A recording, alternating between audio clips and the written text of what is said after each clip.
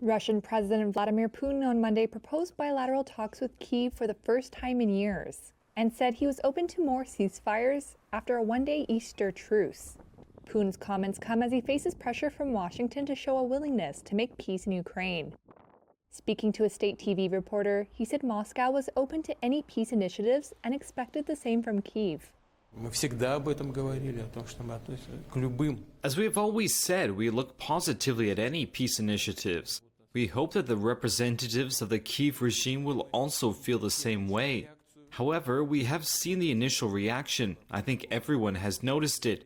There was a statement published according to which our proposal was seen as a game with fates, with people's lives, and so on. But apparently there was someone smarter there who suggested, most likely from foreign overseers, that rejecting such initiatives is a losing position for the Kyiv regime, and they quickly agreed.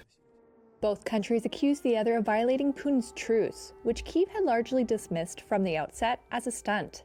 Washington said it would welcome an extension of the truce. Zelensky, who has called for it to be extended to a 30-day ceasefire on civilian targets, said continued Russian attacks during Sunday's ceasefire showed Moscow was intent on prolonging the war. When asked about Zelensky's proposal, Putin said Russia should look into it. His spokesman later confirmed that Putin was referring to the possibility of direct talks with Ukraine. Separately, Zelensky confirmed Kyiv was sending a delegation to London to meet with the United States and other Western countries on Wednesday, follow-up from last week's meeting in Paris. In his statement on X, Zelensky made no reference to Putin's remarks on bilateral talks.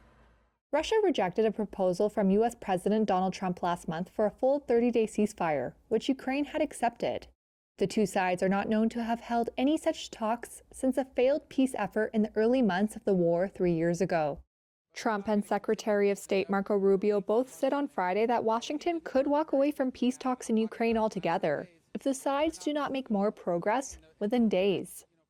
Trump took a more optimistic view on Sunday, saying that hopefully the two sides would make a deal this week.